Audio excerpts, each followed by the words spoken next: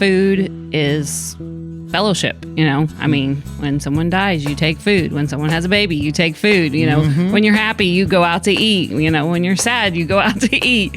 And it's just one of those things that brings people together. Ain't it great?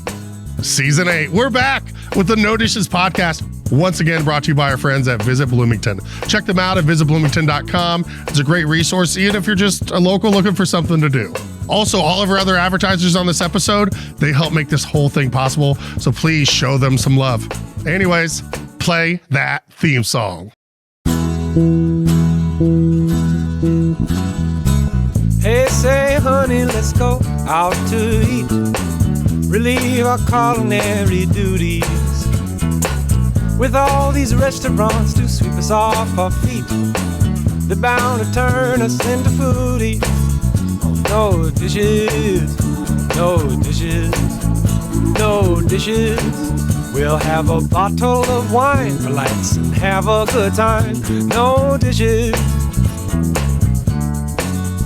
no dishes.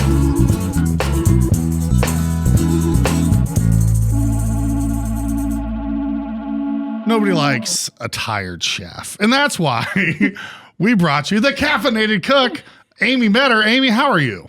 I'm good. How are you? Doing fantastic. So we've already been chatting a little bit. We've never met, but we've been getting to know each other right away. You're just like, why haven't been? Because you've listened to past episodes where I've said I haven't been to the Caffeinated Cook yet. Exactly. And I'm full with regret. Just filled with it. Because I see the pictures. And I see, Gary, I don't know if you have a 5.0 average on Google with over 100 reviews. That is unheard of. What do you attribute that to? Well, I spent 20 some years in customer service and banking. Not baking, banking. So you learn a lot about how to treat customers, and you have a lot of high expectations in the banking industry. And I think bringing that with me to the restaurant industry has been huge, because all a customer wants is to be seen and to be treated the way they would treat you. So I am the face at the register 98% of the time. Nice. So I know what kind of service my customers get every time they come in, because I'm the person that's up front. I've got a lot of great gals, and they do a great job when they're up there, but they don't want to be up there. They prefer to stay behind the scenes. So just treating people like family, treating people like friends. We learn so much just at that brief encounter at the register, you know, from one visit to the next. You know, like, how's your mom? I know she was having surgery last week. So it's just a big family. That's great. Well, and they come in and they're getting to see the owner, and you've got the shirt, you're the logo, you know? It's like, have you had anyone ask for an autograph yet? No, I don't think so. We're getting there. I swear it's going to happen. Maybe at your visit. Yeah, there we go. I'm going to buy a shirt. I'm going to have you sign it. This is perfect. I'm so excited. I'm going to get a delicious scone and some autographed memorabilia. All right. That sounds like a worthy trip to Ellisville. Yes, for sure. Yeah. Absolutely. So, I mean, again, I still want to stick on this for just a second. Just the fact that they get to come in, have you take care of them. And, you know, I bartended for years and served, and you have those regulars, and and you get to know their story. And so just to have that continuity, and then also that control as an owner, that you know the service they're getting. But man, that's got to be tough. I mean, what are the hours you're open? That's a lot of orders that you're taking. Right. We open at 7 every morning that we're there. We're there Wednesday through Saturday, and then we close at 2. So about 7 hours a day. Okay. But it's really cool too, because the people that haven't been in before, they see you waiting on people that you do know, and they're like, she knows their names and she knows what they order and everything. And I think it immediately gives them a sense of comfort that they're in a place that's friendly. Yeah, and they maybe even gives them more incentive to come back. They're like, well, I want that. Right. I want to have that when I come in to get my scone. Yes. You know, they're just like, hey, what's up? Like, kids are doing well, you know. Yeah. So what was it that, you know, made you say, hey, I want to open up after 20 years in banking? Yeah. You're like, let's take the in out and let's just get to the baking. Yeah. And open the Caffeinated Cook. Yeah. Banking was just, it wears on you after time. It's regulations, Yeah. and they change every year. And I was just kind of tired of that structure and tired of everything being so numbers driven. I wanted to be in a people driven business. Nice. And food is fellowship, I mean, when someone dies, you take food. When someone has a baby, you take food. When you're happy, you go out to eat. When you're sad, you go out to eat. And it's just one of those things that brings people together. And I've always had a passion for food. I wouldn't say that I'm some 5-star chef or anything, but I can cook. And I really wanted to have just a teeny tiny little diner. That was the dream. The vision was like somewhere like Smithville, Indiana, where there's absolutely, nothing except for find a building that, you could put 4 tables in and my same farmers would come drink their coffee every morning. But actually the restaurant that I bought used to be the Heritage Trail Coffee Roaster, and it had sat empty for over a year before we got open. But when the listing kept dropping, the commercial loan officer that I worked with at the time, he texted me the listing and was like, "Hey, have you seen this?" And I mean, this is like a coworker. They're not supposed to help you find another job. And I was like, "Oh, I might be able to afford a price around that, And so I got to looking into it, and my boyfriend, who is like my rock, he's usually the one that's like, "Well, what if this happens? Or what about that?" And his only response was, "There's your chance." Oh, nice. And I thought, if he's on board, I can do this. I can do this. So I took the leap. They accepted my offer, and it's in the book. Yeah, so here we are. Yeah. And since it had been a restaurant before, I bought the contents of the insides of the walls. I mean, literally, they had removed the food and everything else was there. All the machines. I didn't have to go like, do I need 1 microwave or 2?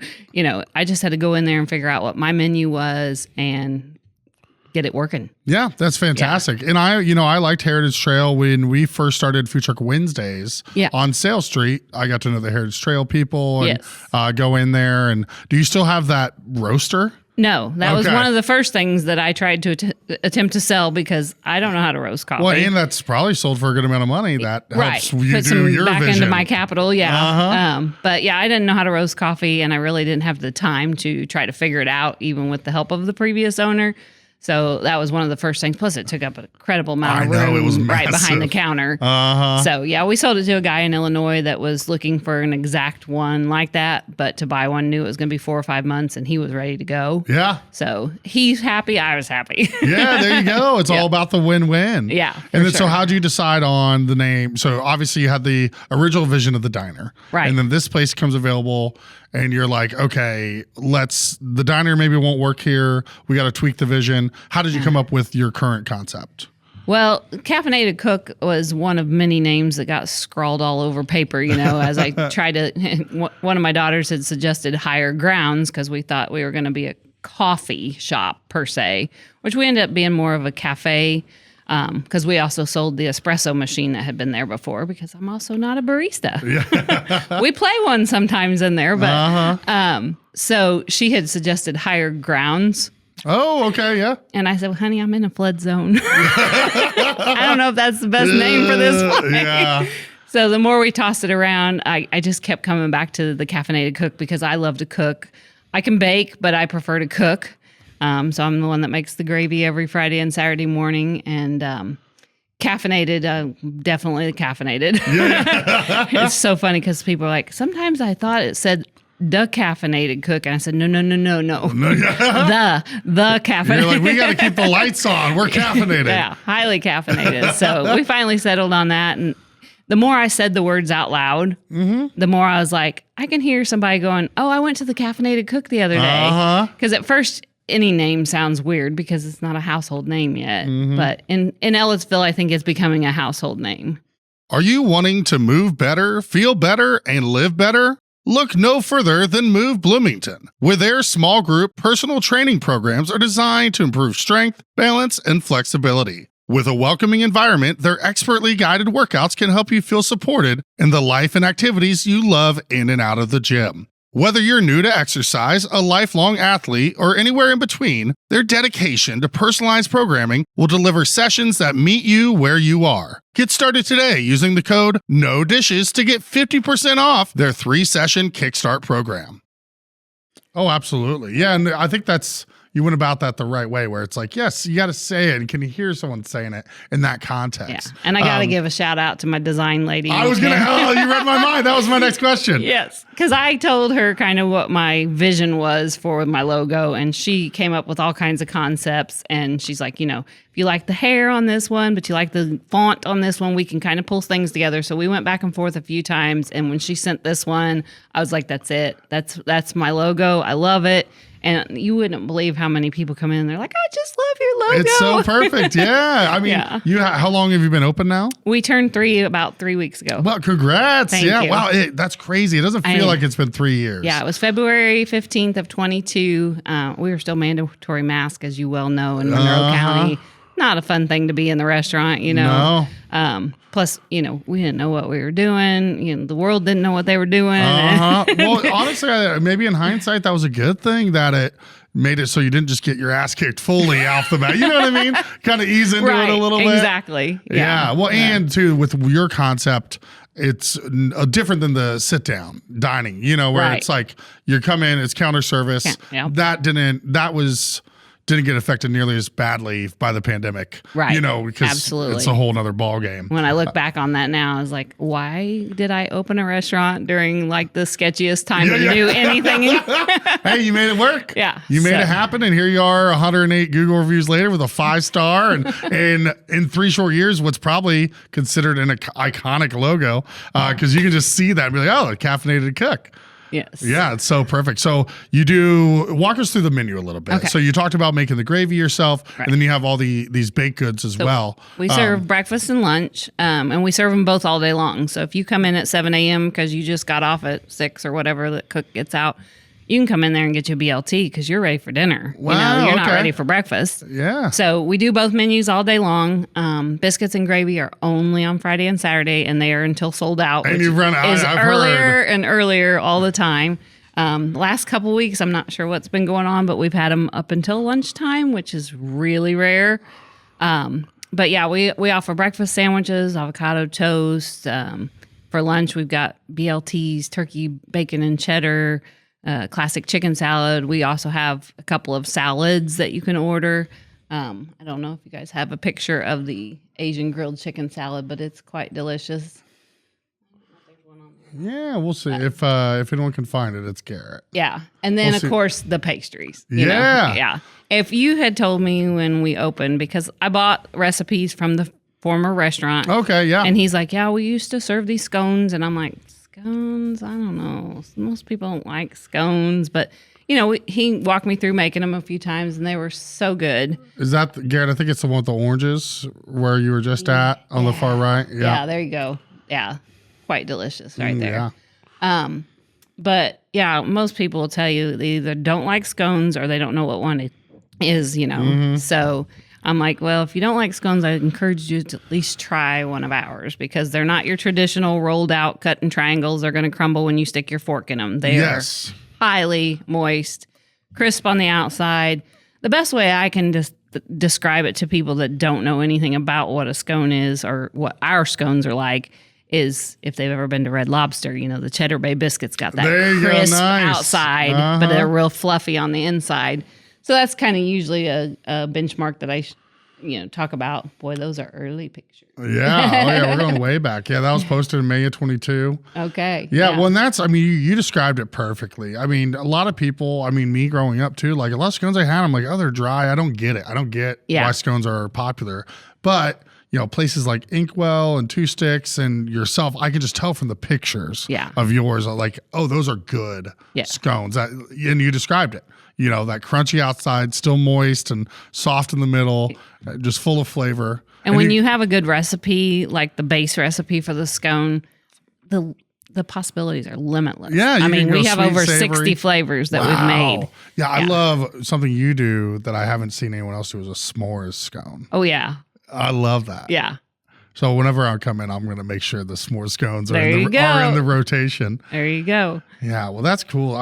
So 3 years in business now, you're doing the Wednesday through Saturday. And I think that definitely helps. Take the Monday through Tuesday off for you, right, to have that quality control, to be up front, to be there all your open hours, right, is huge. So I think that's worth it. So if you ever get mad they're not open Monday or Tuesday, yeah, just know there's a payoff for it, and it's intentional. Yes. And you get what you get out what you put in. Well, even this morning I answered the phone and it was a regular customer because their number was on the screen with their name, and I'm like, we're not open on Tuesdays. She's like, oh, I knew that. But she was calling for a breakfast sandwich. Yeah, and then you're like, see you tomorrow, Bev. Yeah.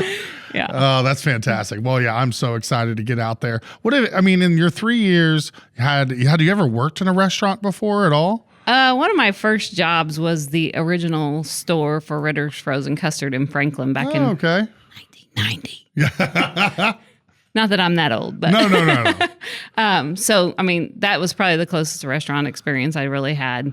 So we could talk ice cream then, or custard. Oh, I know Ritter's was custard. Yeah, for sure. Yeah, gotta have that added egg in there. So has there been what's been maybe the biggest lesson you've learned or unexpected thing that you've ran into in the 3 years you've been open?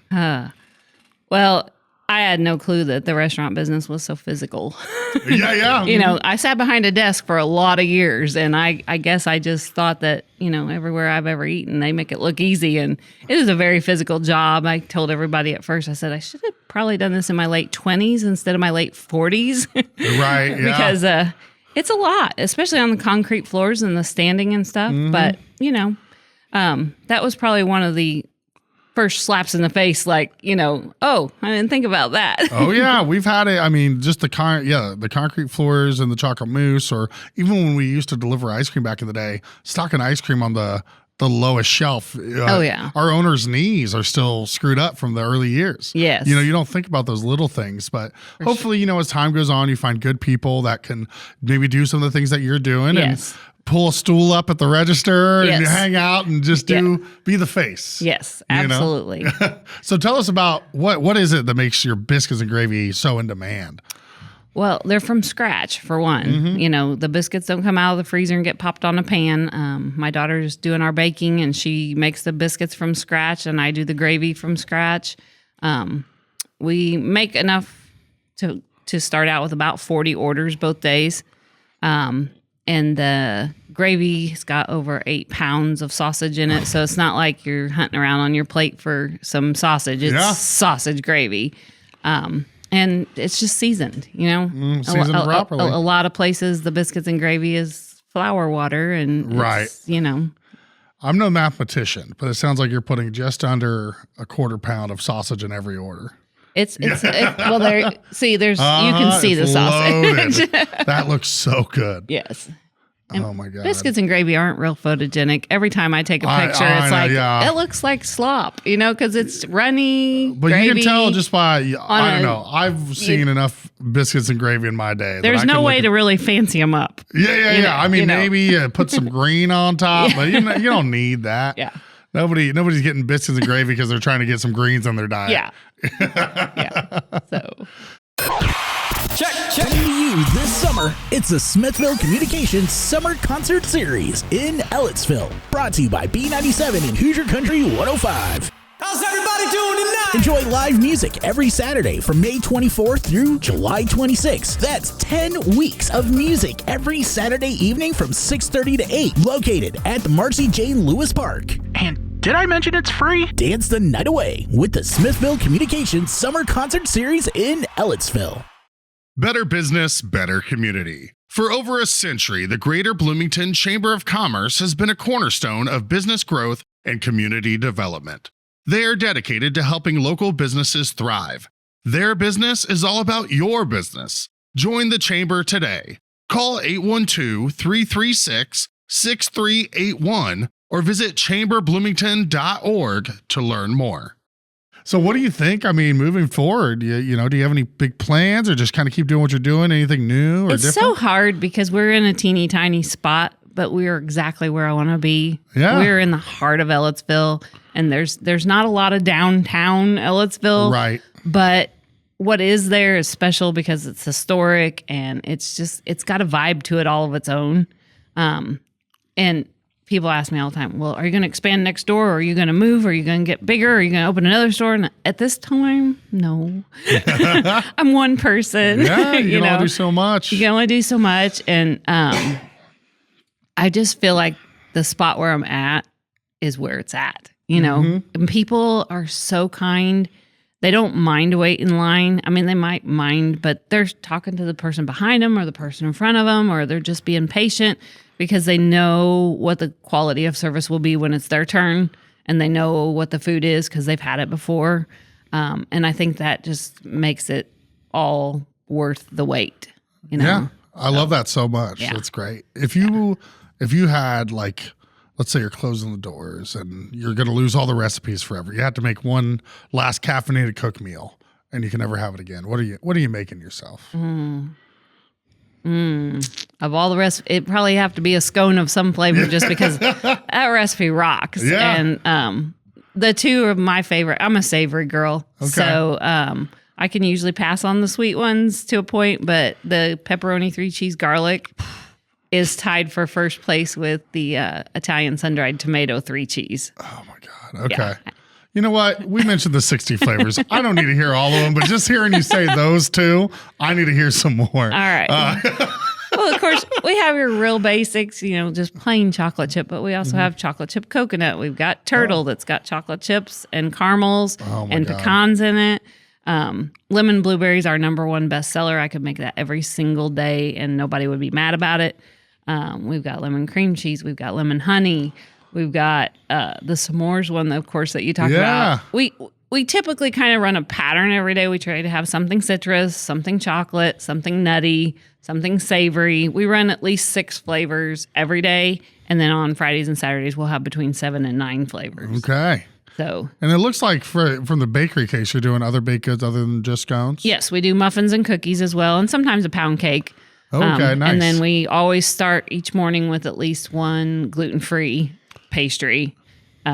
We don't do a lot of that, but they usually sell out by the end of the day as well. Fridays and Saturdays, we'll run a couple of gluten-free things, and they've gathered quite a following too. Yeah, I mean, there's a demand for them. You know, our friends at Brightside Cafe in the basement of Fountain Square Mall, you know, they do phenomenal with all gluten-free. Yes. And there's demand. And Yes. it's crazy the quality of product you can get now versus 5-10 years ago when it comes to gluten-free. And Brightside is rocking it. Yeah, I yeah. mean, honestly, everything I have had in there is phenomenal. You would not know it was gluten-free if they didn't tell you. And that chicken pesto quiche, I don't know what they do to their pie crust, but that pie crust is better than any gluten-containing pie crust I've ever had. All right. I mean, it's flaky, it's buttery. It does not have the texture of a gluten-free pastry. No, we're going to clip that out as an ad for that. We'll send that to Abe and John and be like, here you go. You can thank Amy. Yeah, but yeah. Well, it's so funny because I'm from Franklin. I'm not originally from down here.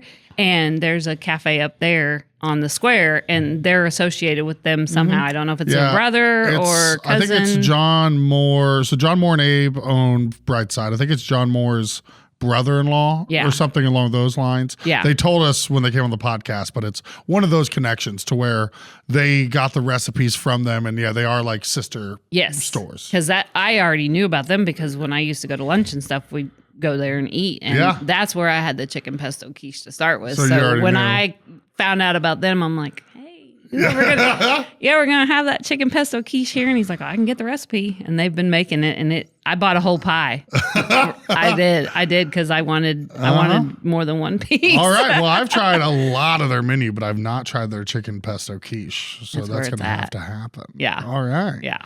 Now, are you guys, as far as the beverage game, I know you sold your espresso machine. Yeah. What's your beverage options kind of like in Caffeinated Cook? Yeah. We sell Brown County coffee. So we usually brew medium and dark roast every day and then decaf on request so that it's nice and fresh.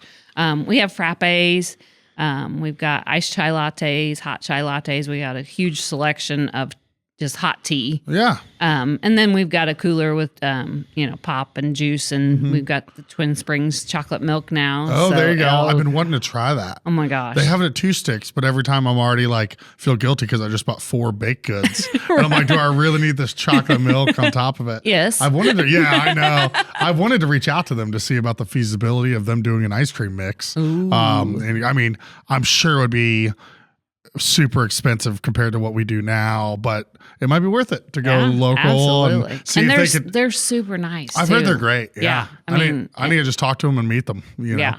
And the two of them fight over who gets to bring my chocolate milk because they want to come get breakfast. Yeah. Well, you would hope they get to bring it back to them, or I guess that's part of the route.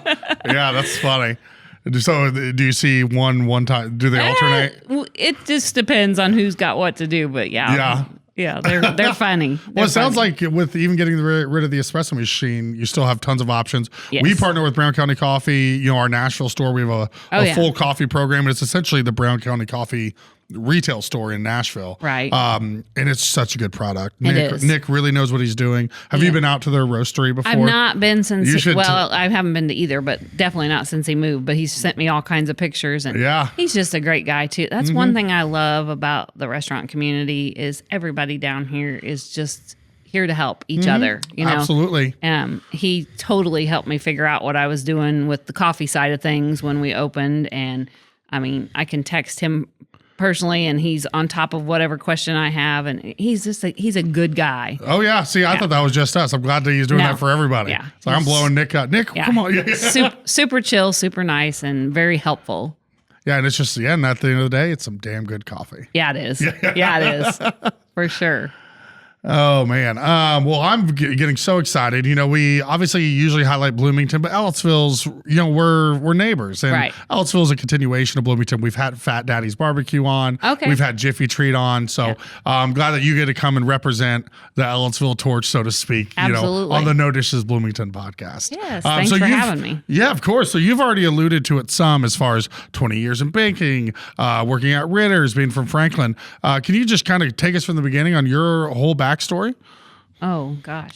Or is that about it? Well, I mean that's a lot. There's a little more to it. Because I started in banking so young, that was the majority of my life. Yeah. It was a good solid career. You know, it's a clean environment. You don't have to work Sundays, etc. You know, it was a good job career to raise my family. Benefits, you know, etc. Stable. But it just gets to that point where it's like, okay, how much more of this nonsense are you going to throw at us? Because the regulations and stuff just change so frequently that I knew I had to get out, but it was like, this is all I've ever done. You know, I've been in banking like my entire adult life. So when the opportunity to buy the Heritage Trail came open, it was like, this is scary, but could I? Right. Yeah. This? So did you grow up in Franklin? Yes. Okay. Yeah. And then what brought you, I'm assuming we're already in Ellisville before you opened Caffeinated Cook. Yes. So I actually live on the southwest side of Bloomington, just outside the fairgrounds. But nice. It was a guy. Yeah. I swear, every time we ask that question, almost every time on this podcast, it's either for a guy or a girl or for school. Yeah. That's it. Well, that's the only reason people move, I'm convinced. Yeah. I moved here in 2018 and we'd already been dating a couple years. Yeah. So that was when 69 was still being constructed. So, you know, Morgantown was where I lived at that point. Oh, okay. Sometimes it was 45 minutes. Yeah. Sometimes it was 2 hours to get to each other, you know, on the weekend or whatever. And so when my daughter graduated and I didn't have to stay in the area anymore, I'm like, hey, let's sell the house. You're like, I like you. I'm coming over. Yeah. We sold the house, moved down here, got my house, and just been down here ever since. That's fantastic. Yeah. I love how too, you know, you've referenced a couple times like, the regulations of baking, how exact you have to be. It makes sense that you don't do the baking because baking's like all, you know, super science. exact. And you're like, I'm doing the cooking. I'm doing the fun part. I'm done with the exact like measurements because you did it for 20 years with money. The thing with baking is when you're done, you have every single piece of the kitchen dirty. Yeah. The spoons are dirty. The measuring cups are dirty. The bowls are dirty. The mixer's got flour all over. I mean, baking literally takes all the dishes. Yeah. Cooking, you can start with one pan. You can finish with one pan. I love it, yeah. The No Dishes podcast is brought to you by VisitBloomington.com. VisitBloomington.com is the best resource for restaurant and culinary information, special events, fun activities, places to stay, and more in our area. We share a similar mission here on the No Dishes podcast of highlighting local businesses and the people who make our community unique. We can't thank them enough for hopping on board. Check them out at visitbloomington.com to easily plan your next meal, visit, or night out on the town.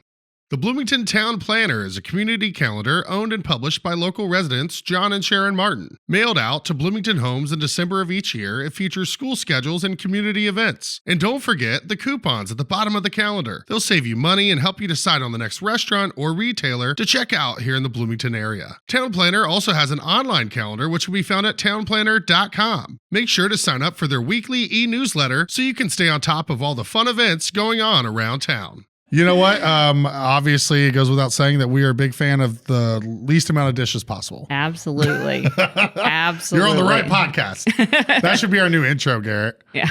Just like we just become anti-baking out of nowhere because of how many dishes it makes. Is there anything we haven't covered with the Caffeinated Cook that you would love for people to know about?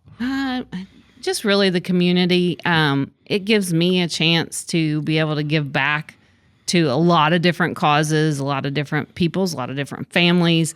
I guess it's a platform. It's not just a job. It's not just a career now for me. It's something that I'm passionate about. We do a lot of food drives for the Pantry 279. Nice. We've helped out with all kinds of the galas, however you want to say it, of the different organizations, just because we believe in our community and giving back to where we are. Yeah. I mean, they give to me every single day when they come in and they order their scone or their coffee or their breakfast.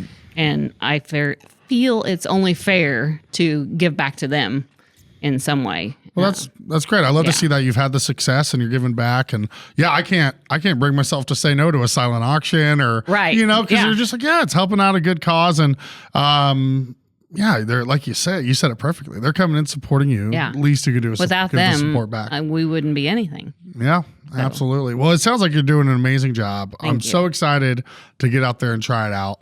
Do you get to get out and try places very often? Yes, because I really don't want to do any more food-related things when I get home. You're like, a lot, actually. So, so what are some of your favorite go-tos? Well, Brightside, of course. Yeah, it's yummy.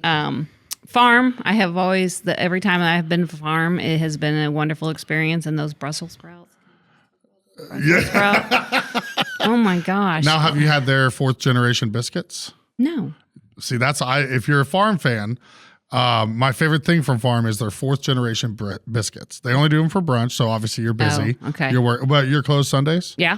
Go Sunday. Okay. Go to Sunday at a Farm, try their 4th-generation biscuits, and I want you to report back. Okay. I need you're like, they're as good or worse than yours. Okay. Because obviously yours are a home where you're selling out every day. Right. So I'll let you know too. Okay. All right. And they do some good little jams with them and stuff like that. But yeah, I just tend to try to lean towards the small places. Mm-hmm. Even when we're on vacation, he's like, "Hey, you want to go Pizza Hut?" No, I do not want Pizza Hut. I want that brick-fired oven, over there. Let's try that. Well, that's the best part about traveling. I don't want anything I can get at home. Exactly. If I'm on the road or I'm out and about, if I have one, if there's one in Bloomington, I don't want to get it. Yeah. Yeah. And we run into a few that are okay. But most of the time you land on a real gem in the community. Especially if you ask the hotel front desk lady, where do you eat? You live here. They'll give you the dirt. You know it. Yeah. You know how to go about it. So something I used to do on this podcast way back when, and I'm going to revive it, is something I like to call pancake waffle French toast and ranking the 3. Okay. Pancake waffle French toast. Let's see. Gary, have you ever had to answer this? Oh, yeah. Okay, that's what I thought. Yeah. I would say probably crispy waffle. Ooh, I like French toast and then pancake. Boom. I love it. Yeah. Yeah. See, and people think I don't like pancakes because I'm very strong. Well, I'm French toast waffle pancake. I think it tells a lot about a person. But no, pancakes are great. But French toast just have more flavor. And then waffles, it just pools the butter and the syrup together. Yeah. How could you That's not? why they have to be crispy. Yeah, exactly. Yes. So it can handle it. I don't think we could be in any more agreement, Sammy. Is there anywhere else that we didn't get to mention that you wanted to shout out that you like to go, patronize? Yeah. Been to Chef's Table a couple times, and that's been a really fun experience. Just because it's small, and I've gotten a chance to talk to both of them while I sat there and ate, and it's just so nice to. it's funny because you become known as who you are. Uh-huh. You know, like, oh, you're the Caffeinated Cook, right? Well, I have a name. Right. I 100% understand. Right. You're the chocolate mousse guy. Yeah. Yeah. My name's Jordan. Yeah. So it's nice to get to meet people in their element and get to see what their struggles are, what their wins are. Oh, yeah. Just bounce stuff off of each other. Because as soon as you start talking to another restaurant owner, those conversations just come. Oh, yeah. Well, it just helps to know, like, you're all dealing with the same shit. Yeah. Like, it's not just you, or like, sometimes we'll bang our head against the wall on certain issues and we're like, right. What's everyone else doing? And then you talk to them and it's like, oh, they're dealing with the same stuff. Like, obviously you're not happy that they have to struggle like you are. Right. But you're just like, at least I'm not alone. At least it's not just us. And it makes you feel like, oh, I'm not an idiot. Everyone else is trying to figure out these same issues. But yeah, Claude and Tiffany are so sweet. And if I'm not mistaken, they probably opened right around the same time you did. Yeah, I think they either just turned or about to turn 3 this year also. Yeah, so you guys are on real similar timelines. Yeah. And when you first opened, was it slow at first and you had to really build up the business, or did you kind of hit the ground running? I almost feel guilty in saying that it just kind of took off. That's great. I mean, we had our slow days, don't get me wrong, in the beginning, which was good because we didn't know what we were doing yet. So it was good. But it was never to the point where it was like, well, we only had 7 customers today. I mean, we had a pretty steady flow for the most part, and now it's a completely different flow, but it's a different business than it was 3 years ago. You know, it's evolving, and we still find things on a day-to-day basis like, why have we been doing it that way for so long? Let's do it like this. It would be so much easier. And just the amount of streamlining you do in 3 years is unbelievable. I loved, I was going to ask you about Big B Coffee opening, and then I remembered you hosted their staff at your store for them to do training. Isn't that, or they weren't? No, actually the day that they opened, they were doing the free drinks from a certain time to a certain time. And I just gave them a shout out on my page. Welcome to the neighborhood, because the two business models are way different. They're a corporate chain. We are not. They have all the espresso drinks. We don't. I mean, there's a clientele that's going to go there, and then they're probably not the same clientele that was already coming to my shop. Right. Yeah. So it was wonderful that day because when I left work, they had people out on the sidewalk, and I had taken a picture at my cash register earlier in the day where we had people out on the sidewalk on their grand opening day. So the community is big enough to support both. Yeah. And it hasn't really changed anything for us. That's so great. I love to hear that. And I just remembered seeing something where you were still yeah, good for them, more power to them. And you're doing different things. Yeah. I love it. Well, I can tell why you have had so much in our short time meeting each other. Just had so much success. So many people love coming in there. So many five stars. I would keep going back. It's crazy. I've been running businesses for a while, and you're just happy 4.5 or over. Yeah. You're like, okay. Yeah. But to get the 5 stars with over 100 reviews, you are crushing it. Saturday, we had somebody come in. It was a couple, and they were a little bit older, and you can kind of tell when someone's brand new because they're looking around like, how's this work? Do we sit down? And so they sat down. I gave them one of our handheld menus to go look at, and I said, when you're ready, just come back up here and order. And so luckily, by the time they were done eating, I got a chance to go out and talk to them at their table. And I was like, well, did we get an A+? And he's like, absolutely. He said, and we're here because you had 100 and something 5-star reviews on your Google page. Yeah. And I was like, okay, so people do look at that, So it made me feel good that that's the reason why they were willing to give us a try. And I don't think they were from the immediate area. I don't know if they were from south side of Bloomington or whatever, but I think they had made an effort to come to the Caffeinated Cook. That's amazing. I love that. See, when it comes to local, I've been pretty much everywhere. I think there's maybe 4 or 5 places on my hand that I can count. I haven't been to yet in Bloomington. But I have my own opinions from my experiences there. So I don't really look at Google reviews, but when I'm traveling, that's when I find them like, oh, okay. It's just, I don't know. It's obviously it's not the be all end all. Right. And if someone oh, that menu looks good and some of these reviews look really nitpicky, I'm going to give them a try.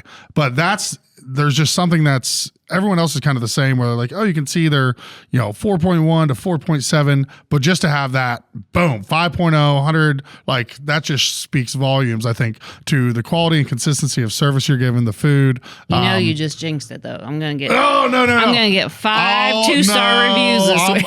Garrett and I will come cancel it out.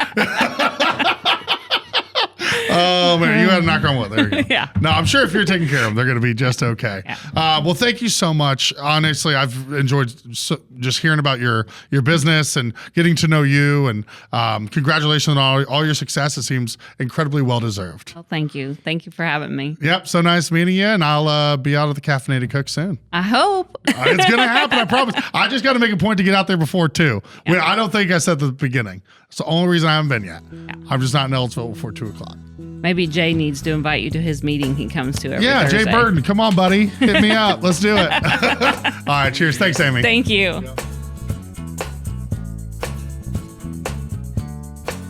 What another fun episode, huh, gang? Thanks to Visit Bloomington, as always, for being our presenting sponsors. Thanks to Everywhere Science for this cool sign. Nate and team hooked it up. And thanks to you for watching so we can keep doing this. See you next Tuesday morning with another new episode of the No Dishes Podcast. This episode of the No Dishes Podcast was recorded, edited, and produced by Garrett Portinga of Green Hat Media in beautiful downtown Bloomington, Indiana.